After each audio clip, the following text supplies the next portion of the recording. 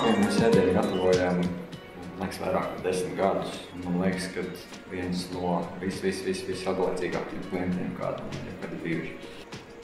Lielākais prieks gatavojot īpaši tik ilgi strādājot, ka tu pamazām redzi, ka ilgākā laika posmā ir ēdieni, kas pēc savas būtības ļoti labi, veselīgi vai interesanti, un ko sākumā tā kā visi baidās, ka kas tas tāds ir, tā kā nē, ka negribās.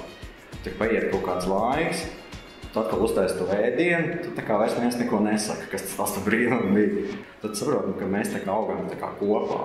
Tā pašā laikā man atkal ir ko padomāt, jo varbūt ne visiem garšo šie īpaši smalkie vai gudrie vai veselīgie ēdieni. Varbūt kādam garšo tā kotleta vienmēr daudz labāk nekā kaut kāds īpašais risotto vai kaut kas tāds, kas uztaisīts ar vīnu un vispārējo. Tad tā pielāgošanās un tā mācīšanās vienam no otra, tas liekas tas pats interesantākais tajā procesā.